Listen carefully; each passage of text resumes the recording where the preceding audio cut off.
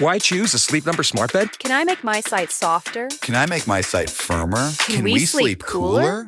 Sleep Number does that. Cools up to 8 times faster and lets you choose your ideal comfort on either side. Your Sleep Number setting. Enjoy personalized comfort for better sleep night after night. It's the final days of our Black Friday sale. Recharge this season with a bundle of cozy, soothing comfort. Now only $17.99 for our C2 mattress and base, plus free premium delivery. Prices higher in Alaska and Hawaii. Check it out at a Sleep Number store or sleepnumber.com today.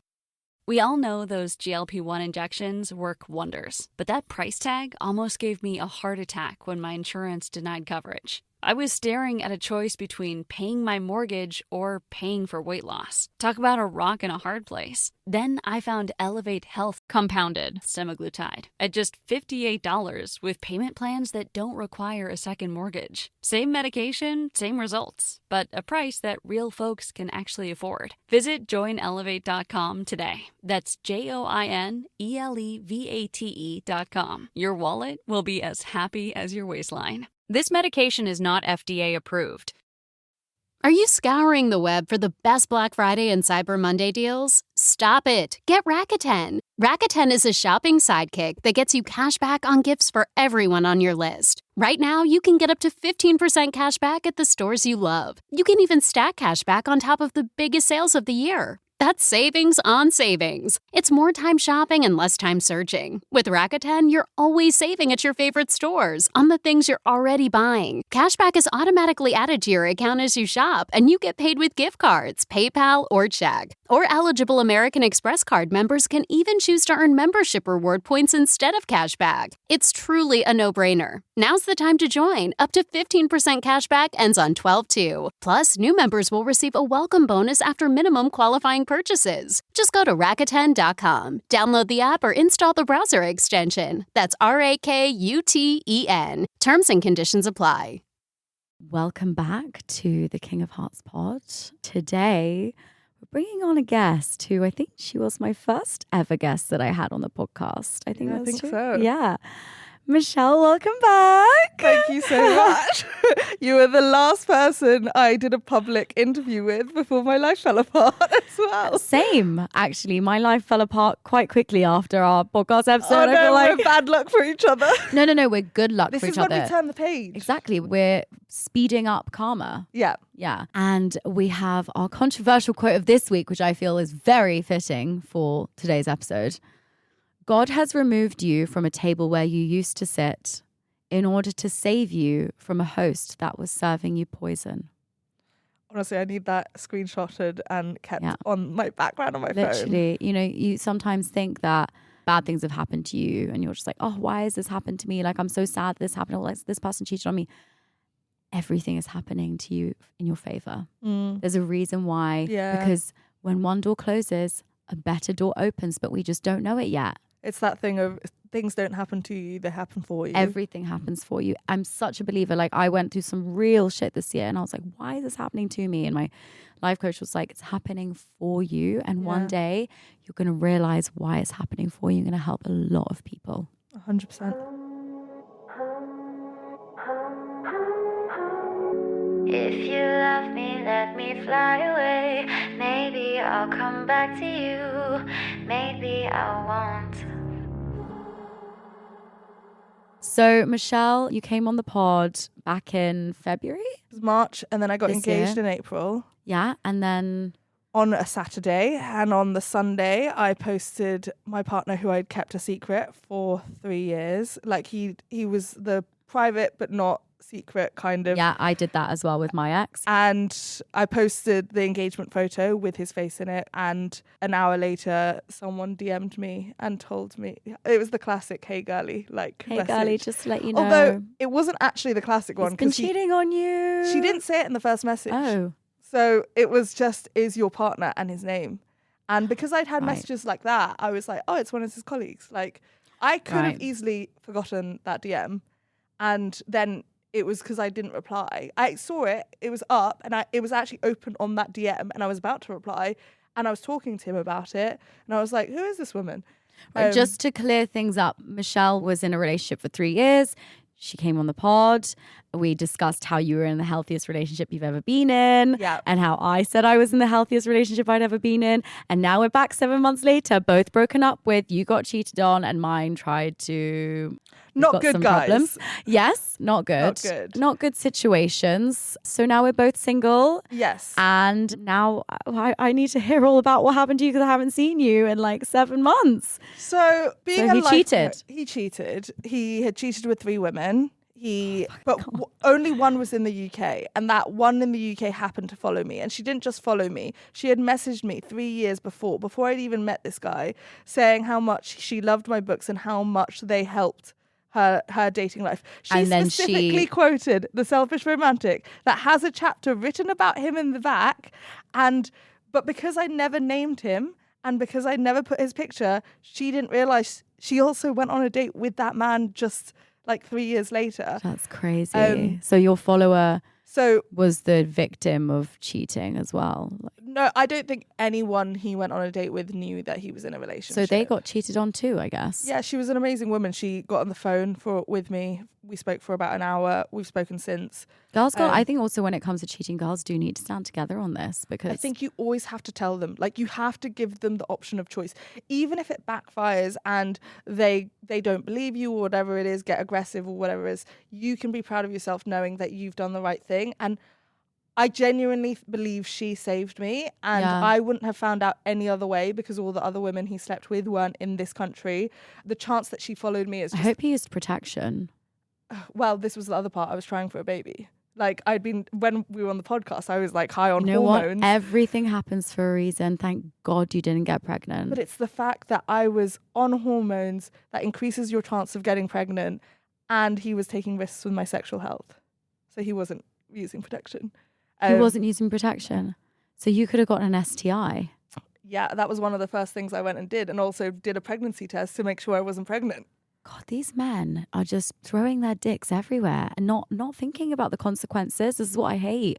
But also, another reason I wanted to talk about this is like, when it comes to cheating, I think we always tend, because I've been cheated on in the past as well, and we always tend to think it's our fault that we've been cheating on. But what I've come to realize is when you cheat, it actually has nothing to do with the other person. It's got everything to do with yourself. So there are 2 reasons why people cheat, and this is like what's really helped me in the last 7 months is being a life coach. One is because of that person. So in our situation, the men, and the problem in their life, their self-esteem, or it's the relationship. Either way, it's still not your fault, because even if it is the relationship and say you're in an unhappy, unhealthy relationship, they can end it. They don't have to cheat on you. There is no situation that justifies cheating. And I think to then get engaged whilst cheating? Like, how does that work? This is the thing. There are 2 types of people when they cheat. One wants to be found out and almost uses it as a coward's way to break up. So they want you to discover it so that they don't have to do the hard work of breaking up with you. And then there's the type of person who wants to stay in the relationship, the guy who wants to eat his cake and have it too. Right. And he did not want me to find out. Like, when people are like, how did you not know? How did you not see the red flags? He hid it very well. He was very good at lying, very deceptive. And if someone wants to deceive you, they will. It's not about how smart or stupid you are. It's not about being naive. If someone's going to cheat, they're going to do it. But also, if you're doing it in other countries, deleting all the evidence off your phone, what are the clues that I'm meant to know? Yeah. Like, there wasn't anything on his phone because he deleted Can you not it all. feel it with their energy, with their body? I had been most ill. I had been for the last 2 years. The day before I got engaged. Because your body is, I think, my body is super sensitive. Like, so I did feel me getting more and more sick. The problem is I've had 15 surgeries in the past. And so anytime I went to a doctor and was like... it was the surgeries. Well, it's not even that, because I have a condition which is called hydrocephalus, which means you have too much water in your brain. I would say to them, I'm starting to get headaches every day. I don't understand. I had to take 4 painkillers to get out of bed the day before we got engaged. But because I have this condition where people with hydrocephalus generally have headaches weekly, if not daily, when I would go and be like, no, I've not had headaches in a decade. Why am I suddenly getting headaches again? So when did you suddenly start getting headaches? When he moved in. So a year in, he moved in, and it was pretty much like to the day. Your body knows. This is the thing, ladies. Your people, body knows before your mind does. I told people, Listen I told to my your body. life coach, I said, but it's weird. The only timing that aligns with it is when he moved in. And I was like, but it doesn't make sense. The fact that it wouldn't logically and rationally make sense, I was like, I don't know what's wrong with my relationship. But when he moved in, I started getting headaches. And every time I went to the neurosurgeon, they were suggesting brain surgery. I was having this conversation for 2 years. The day I got... A lot of it can be healed with just getting rid of a man from your life. It's your unconscious picks up 11 million bits of energy and your conscious brain can only process, I think it's like 50, 60,000. So there is so much your body is picking up on. And he was only cheating on me in the last 6 months. Lol. But I do think my body knew, because the moment I guess what was strange with my circumstances, I started dating quite quickly afterwards. Yeah. And everyone was like, how are you dating so soon? And it's because... Yeah, I remember seeing that when you guys broke up. Yeah, you were posting online how you were going on dates again, like immediately after. I had my health back. So I didn't have headaches for the first time in 2 years.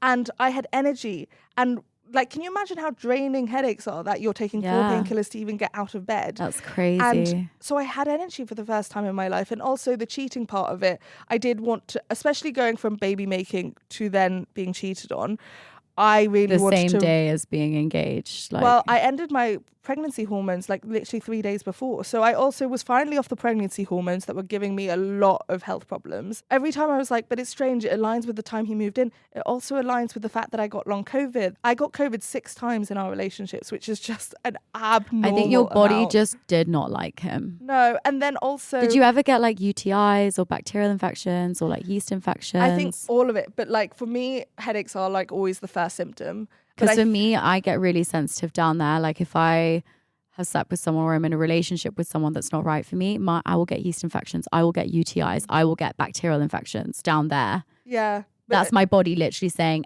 But also, you know, in spirituality, that's irritation. Like it's the meaning for irritation. So someone getting under your skin, that's another thing.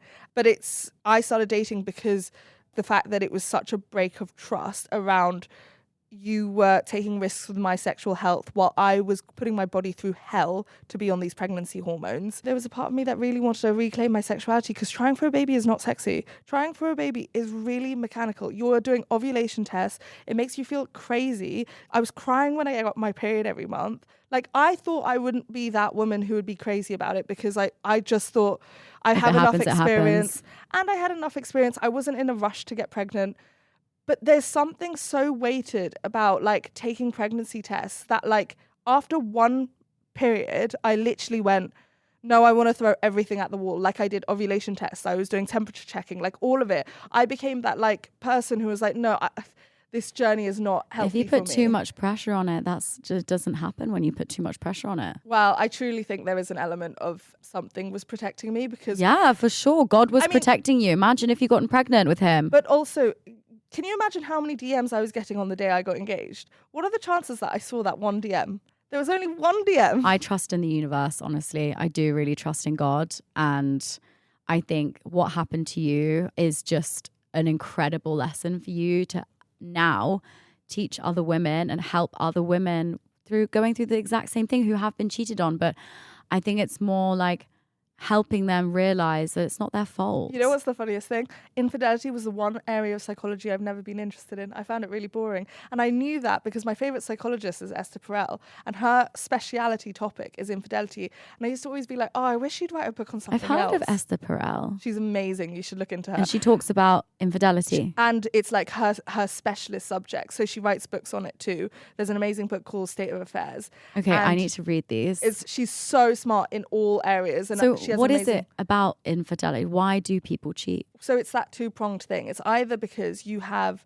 self-esteem issues and you don't like yourself, and so you behave in line with the person you believe you are. So you think you're a bad person.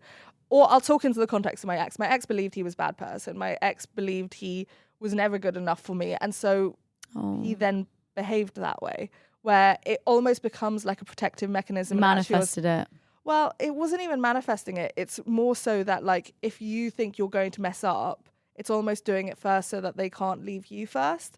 I was actually talking to a guy friend who's cheated, and he was saying, well, it was so that if she ever broke up with me, then at least I had something on, like, it's a protective thing. The main thing to understand around cheating is it's about a person who doesn't engage heavily in self-awareness or personal development.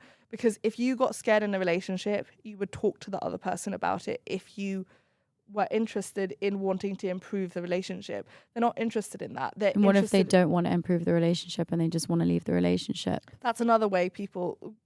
But then again, it's down to bad communication, not wanting to actually talk to the person and say, hey, this isn't working for me, being too scared to have that conversation. So, but with those people, they leave clues everywhere. Like they will leave bras out and lipstick stains on the collar, and that's the one that's more seen in the media. But I think you're right that like I was also not particularly a public figure before all of this. Like I did things in public, but I had quite a private life. Like no one ever really printed pictures of my private life previously. And I've definitely had the whirlwind of the last 6 months of learning what it's like to navigate the more public aspect of this. But I think I wanted to hide away. I didn't really want to address it. I'd never really talked about my private life in public anyway. And It's then hard. I talk about my private life all the time in public. It's not easy. But I think it's that thing of I've always been quite boundaried with it because I've known the impact. I have enough friends in this industry that like I've known the impact on your relationships, which is why I was quite private until all of this blew up. And my main message for the last 6 months has been the shame is not on you. If you feel shame, it belongs to them because it is not your fault. It is not about how beautiful you are, how thin you are. It's got nothing to do with how you look. Nothing to do with how you look. And it's got nothing even to do with how you act. I mean, he said it himself. He was like, this has nothing to do with you. Like, I didn't cheat because of you. I cheated because of me. And I think that's ultimately, don't go down that path. Also, don't go down the path of what if. Because if you start playing those games of you have enough to deal with in the present to then go backwards and try to rewrite your relationship, you can't do that anyway. All you can do is learn from it. And how do you think that, for example, if someone's been cheated on in the past, or if you've been cheated on in the past, or if you're listening, you've been cheated on in the past, how would you advise to move on from it into a new relationship so you don't allow that event to affect a new relationship that could potentially be really nice, but you're going into that with a lot of fear. And that fear could ruin something that's actually quite good because you're kind of wounded from what's happened and you're like, oh, I don't want to be hurt again. So you kind of, in a way, close yourself off to falling in love again or to entering a nice loving relationship again because that fear of being hurt. I think in my situation I've been quite lucky because yes, I was hurt, but I still believe he loved me and I loved him and he gave me more than he took away, which is a shocking thing to say considering he cheated on me multiple times. But the last 3 years has been really hard in my life, and with family stuff and health stuff and all of that, he has really been there for me.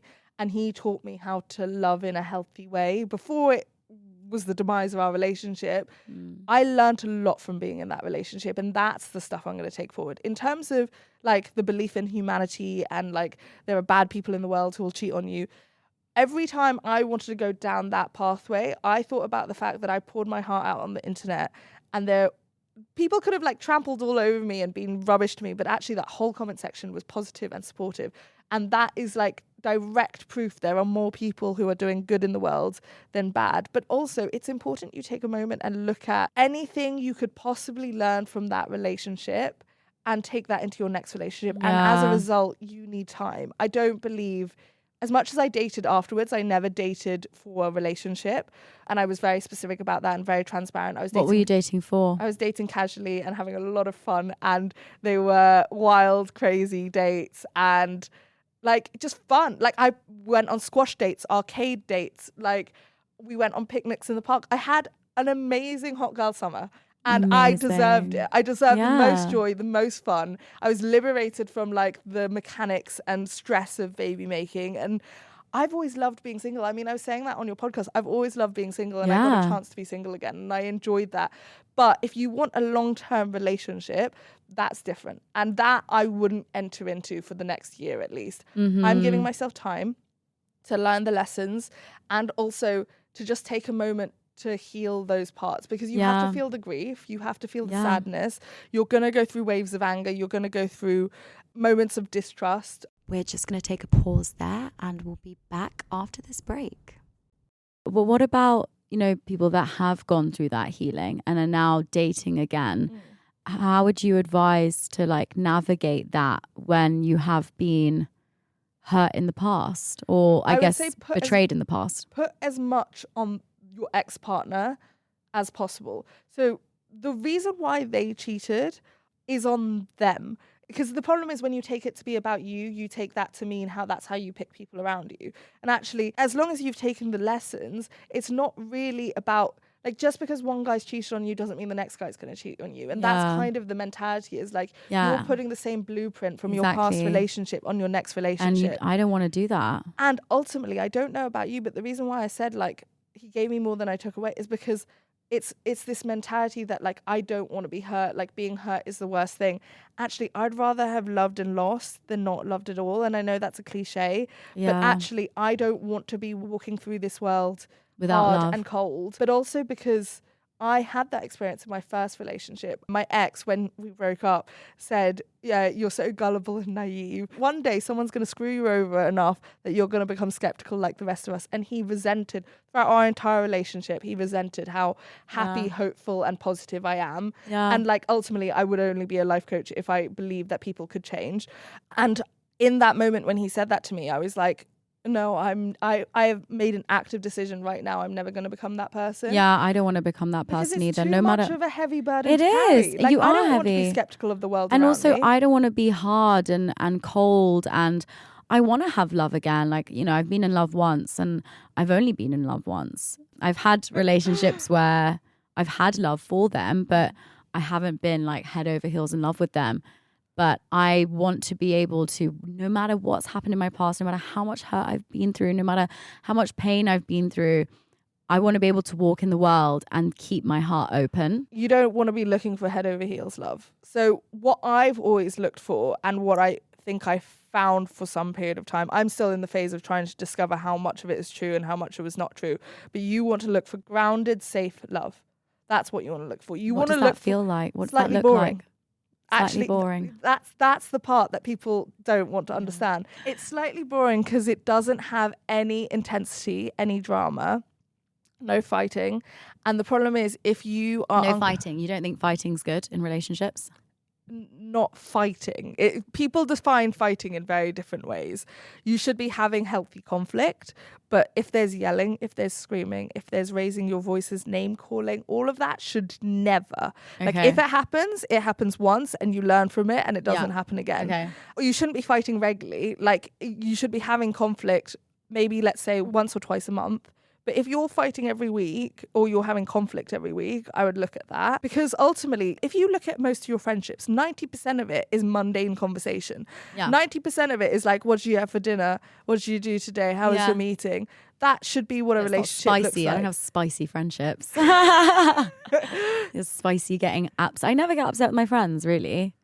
But I still love them so much. Yeah, exactly. That's what you want to look for. Use that as your blueprint for like healthy, stable. You don't want the up and down, because I had that with my first love, for sure. With the high highs comes low lows. Yeah, exactly. Everyone talks about forgiveness. I think forgiveness is like a lofty concept and really hard to account. So for me, the signs you're ready to move on is, one, you're not thinking about them anymore. You're not talking about them anymore. But also actually being able to let go of the fear is part of the moving on. Yeah. Because you're still somewhat attached to them via the fear. Yeah. So they're still on your mind if you're still scared of, oh, well, my ex did that. Well, that means they're still on your mind. That means you're not ready to move on. But how can you detach from that when dating is quite interlinked with past relationships? Knowing that if you can only make the right decision knowing the information you have and knowing that you are still fully capable of making that new decision. So if I'm in my next relationship and that guy cheats on me, I am fully qualified and capable to make that same decision the same way I did in this relationship, that the moment that any information came to light that proved that he was not the guy for me and that he disrespected me and he treated me badly, I left within 24 hours. Yeah. But that I can back. That I can say. That's what you can vouch for. You can vouch for that no matter what happens, you'll be okay and you'll handle it because you are capable of that. You can't control anyone else's behavior. Like, just because you can't. Just because you've been cheated on doesn't higher or lower the risk of being cheated on again. Yeah. And the illusion that oh, well, I've had that one guy who's cheated on me, so now like it's not going to happen again. Yeah. Or the other way around of I've had this guy who cheated on me, now all I'm going to find is cheaters. Yeah. That's not how it works. That's not how No. maths works. Like, yeah, I think it's just I think it's staying positive and just being like, look, this has happened. This is shit. It's kind of, fucked me up a little bit, but I am willing to move past it and let it go, deal with it, heal from it, and then move on to another person. But also back yourself. Back yourself that I know I was a great girlfriend. I was Yeah. a great fiance for 24 hours too. Yeah, But, like, you were. You back yourself. You know you are a quality person who brings things to the table when Yeah. it comes to a relationship. And if it all goes tits up, you can handle that too. But you cannot live your life trying to safeguard against people's potentially bad behavior. Like, it happens and people are human. And there are situations where you might stay and try to work it out. I wasn't in that situation. Yeah. And I think it's really important to also know that for people who've been cheated on, when you look to stay or you look to leave, don't base it on how much you love the person, because if you base it on how much you love the person, 90% of the time you'll stay. Instead, base it Yeah. on will they do it again? And the signs are will. always there. You will know whether they will do it again. And it's things like, did they tell you themselves? What happened when you confronted them? Things like that will give you clues as to how they're going to act moving forward. And do you think he would have done it again if you'd stayed? Oh, 100%. He didn't tell me. I had the proof in my hand and he still didn't admit it. But also, if he cheated once and then told me, there might have been, I don't know. I didn't live that situation. But once is very different to 3 times. And also, it's Yeah. very different if someone's drunk versus when they're sober. Yeah. It's very different if you're at the beginning of the relationship versus the end of the relationship. Versus engaged. Well, engaged is even worse because it's Well, like you're yeah. meant to be the happiest point of your relationship. I thought I was. Yeah. Like, I had it's a crazy how you great- can be blindsided like that. How can you be... Oh, I have whiplash, yeah. Yeah, like how can you just be like, boom, slap in the face? Like that is crazy. Like I didn't eat, I didn't sleep. I've been through some shit in my life. And I think what I'm realizing now is I went through betrayal trauma, which is a form of trauma. And betrayal trauma. Yeah, and I actually learnt this morning that it takes 3 months for trauma to settle in. So it would make sense why 6 months out, I'm now really feeling like the depth of that trauma right now. Yeah. And Yeah. sometimes it does take time. Like, you're probably in like a state of massive shock for a while and like not really understanding what's just happened. Like not really processing what's just happened. It does take time for it to settle in. I would also say dealing with the public part of it, having to do interviews, and because I was the life coach on This Morning and like doing that interview in the public, all of that suspended my ability to process it until Because you were submerged in it completely. But also you're not going to process it while all the eyes are on you. So like a week after it had been public information, I had to go to the BAFTAs. Like I wasn't going to be crying on the red carpet, and everyone was like, how are you so okay? And I was like, I had to do the don't same. know. I had to do the same. Just had When to pick yourself me and up. my ex broke up, like I just had to smile. Yeah. Smile through it. Like even now, even though like through the summer, even through the moment we broke up, like that's the thing when you are a public figure, and I feel like people don't really realize that, is that it takes longer to heal because you have to kind of pretend everything's okay on social media. But also you have so many harmful opinions that are just not needed. Like I've said for the last 6 months, I've had to hold close to my chest that I am not just an intelligent woman. I've not shared anything about my past relationship. Nothing. But I've not spoken. I said one podcast episode, and I said after this I'm not speaking about it anymore, and I haven't since spoken about it anymore. But I think it's more so the fact that you still see the comment, like the comments are still there. Yeah. And so people love to stir shit as well. Like people love the drama and the gossip. They want me to speak up about what's actually happened, but I'm not going to. And also their curiosity is more important than how you feel. Yeah, I need to protect myself at all costs first. And it's having boundaries as well. I think that's where I'm For the first time I've set some. Oh yeah, well, so Yeah. for the first time, I've for my whole life, when it comes to interviews, I've said, ask whatever you want. The first time this week, I said, no, I'm no longer talking about my love life. Like, stop asking me these questions now. Yeah. And I declined podcasts because I was like, I'm not talking about my love life anymore. Yeah. Well, I'll do it for you. Yeah, That's do it for me. Hey. But, I feel like with conversation, you can also heal as well. Yeah, absolutely. And I also think it's important to not hide away when a moment like that happens, because I think when you hide away, it embeds the shame, because shame breeds silence. And I You need think to let it sometimes out. that instinct to like hide away is because people feel embarrassed, when actually I don't know about you, but for the last 6 months, I've been actively saying, no, I'm going to hold my head high through all of this. The only thing I did wrong was love a man I probably trust a man I probably shouldn't have. But also, if that's the only thing I did wrong, I'm okay with that. He did a lot worse. Yeah, exactly. And you can hold your head high and be like, I did the best that I could. And I know that there is someone out there for me that will treat me with love and respect. And I think that's true. I hope you believe that as well. I believe in true love. I'm not going to lie. I do believe in the fairy We're still tale romance. romantics. I am such a hopeless romantic. And I do feel like... Not hopeless now. Hopeful. I'm a hopeful romantic. Yeah. Exactly. But I think... Yeah, we do live in a world where people are very pessimistic of love and they're like, oh no, I don't believe in the one. I don't believe in like this person that's going to complete you. And I don't think anyone's going to complete me, but I think adding to my life, and I feel like there is that person for me who will complement my life in the most perfect way. I'm 25. I'm still... You have time. Exactly, I have time. I have time too. Everyone has time, even if you're 50 years old. And I think it's this, we have this really messed up messaging at the moment that you can like slather yourself in enough self-love that you don't need a romantic relationship, when actually our society has set us up so that we are so reliant on being coupled. But also community. It's community. It's human nature. Yeah. Like humans are designed to be sociable creatures. Yeah. And to want to loneliness actually, especially with COVID, like loneliness breeds so much depression.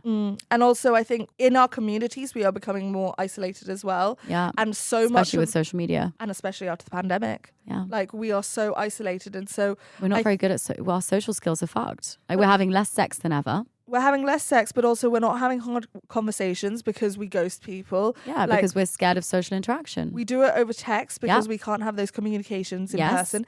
And then that affects your romantic relationships and your friendships as well. And it's all based on communication. Yeah. But anyway, we're going to wrap this up. I've had such a great conversation again with you. It was lovely to talk to you. Yeah. Well, Michelle's also got a pod. Yeah, in all honesty. Yes. Thanks to you. Yes, thanks to me. Because of me, you got the pod. But yeah, thanks so much for coming on. And if you are relating to everything that we're talking about, give the pod a like, a follow on YouTube, and share the podcast on socials if you really like this episode and you've been cheated on in the past, or maybe if you have cheated on the past and you relate to the cheater and being like, oh, actually, yeah, I do have some insecurity issues and I need to deal with that before maybe I enter another relationship. I feel like the cheater and being cheated on, it's all a lot of self-work, a lot of therapy and a lot of healing, and just having and holding a space for those people as well is really important. So yeah, hope you enjoyed this episode. Thank you so much again for coming on. Thanks for having me. And follow Michelle on socials, Michelle Elman, Instagram, TikTok, YouTube, everything. And we'll see you next week. Maybe Bye. I won't